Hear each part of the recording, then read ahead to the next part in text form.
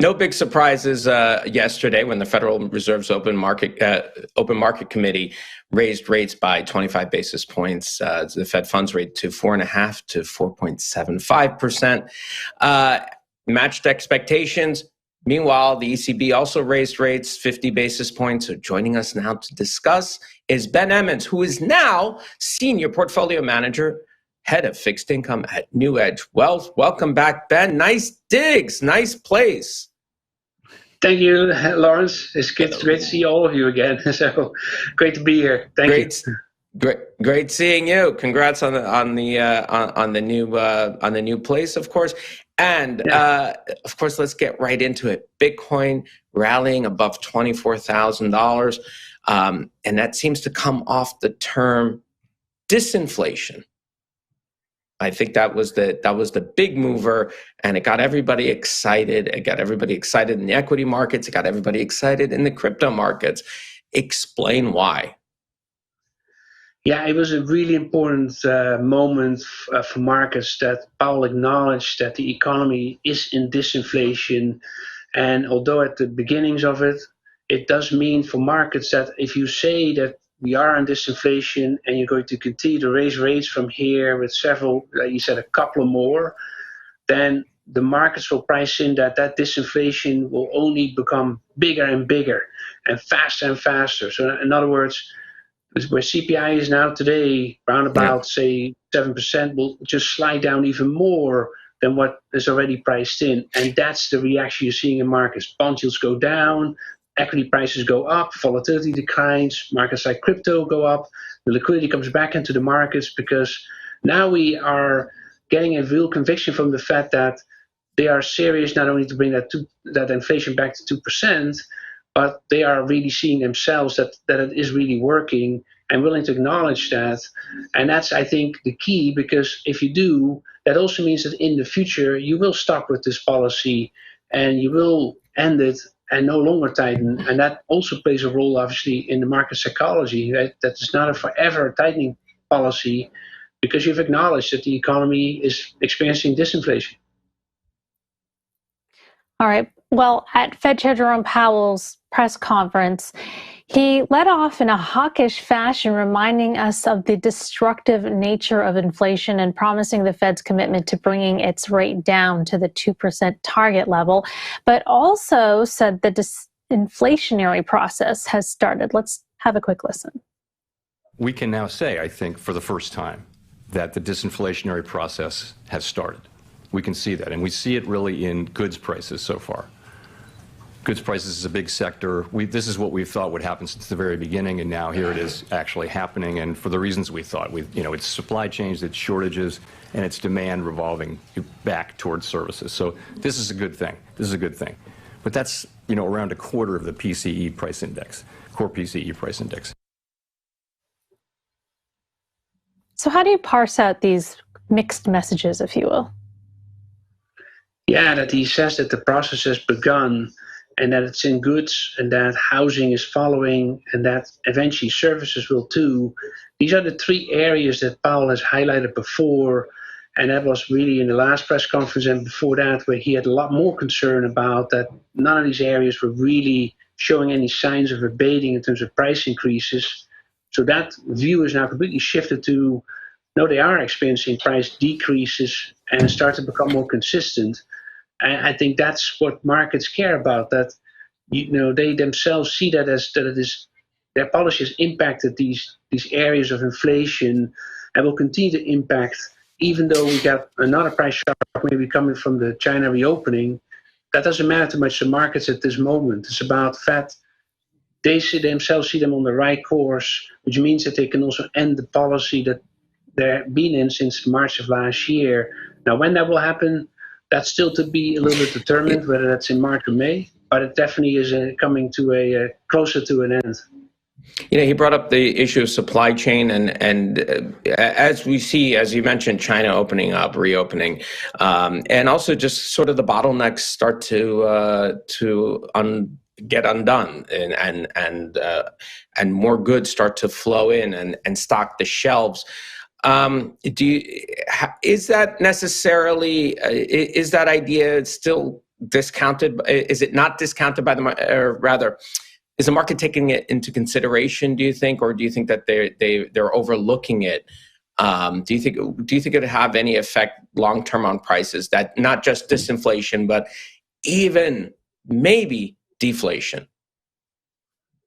Yeah, I think the market is definitely, again, revisiting where we came from pre-pandemic. You think about, say, really pre the trade war even, we had mild deflation for a period of time in the US because of the big shock from the financial crisis and all the fiscal retrenchment that happened in the latter half of that decade eventually ended up us into a period of mild deflation. That this is something that markets are looking at, like, is this going to repeat itself again as we're coming out of this major shock? And we've done so much tightening in monetary policy, and then obviously we retrench with fiscal spending. So you do end up at some point, not this year, but maybe not even next year, but the year after, in some mild deflation scenario. It seems really much of an outlier right now compared to where we came from, right? Because we're still, like, let's not forget, we're still at over 7% headline. We got core over 4%. It would be kind of silly to talk about deflation, but markets discount, right, as we know, and that supply chain issue being resolved, quote unquote resolved, plays a role in that psychology and that thinking. So let's just be honest, though. That's deflation from a higher point.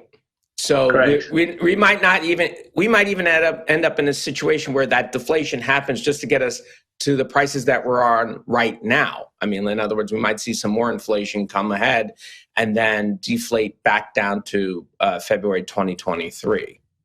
So yeah, indeed, not outright negative inflation. Right. You're right. It's like, so disinflation is coming off from a high peak quickly, and then it sort of further deflates to that level where we came from, probably higher than where we came from still. And that's what the inflation expectations seem to indicate too. If you look at the conference board from this week, there's a 1-year inflation expectations part in there that's at 6.8%. That hasn't really changed anymore. It stays elevated at that high level. That does indicate people, just common people, think, yeah, inflation is lower, but it will not go back to immediately to what we were used to.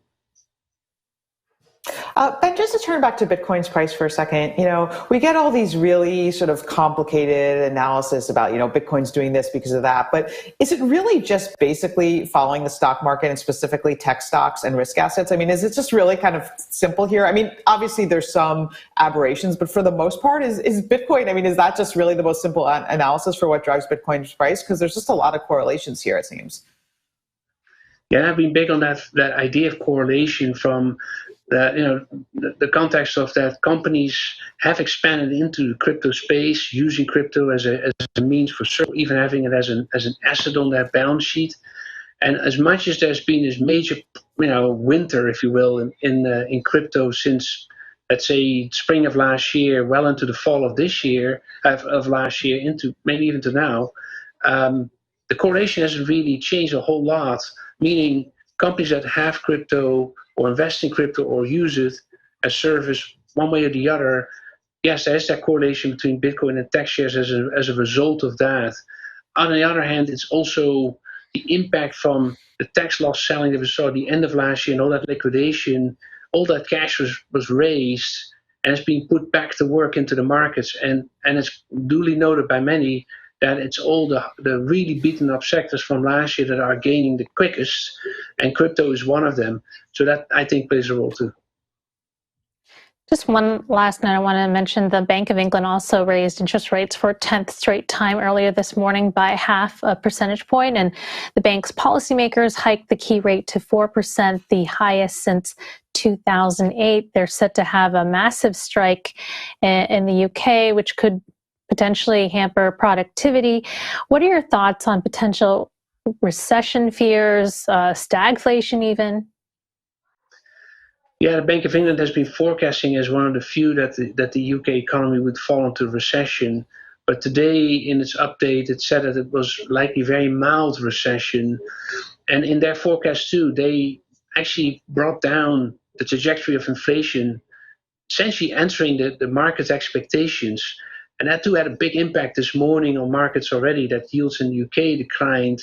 We obviously see the ECB coming through now too. They're still on track to hike more and be determined, but that's the same assessment. As these central banks do that and they stay that hawkish, the markets continue to discount that the aftermath will be much faster decline in inflation.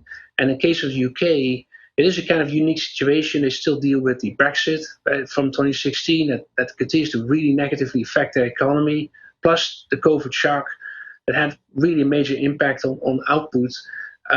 They are probably the one and only economy that has a form of stagflation, because particularly the services inflation and actually core inflation itself is really, really sticky, really high. They have also a lot of housing price pressures that they had that are really slowly coming off. So they do deal indeed with a form of stagflation.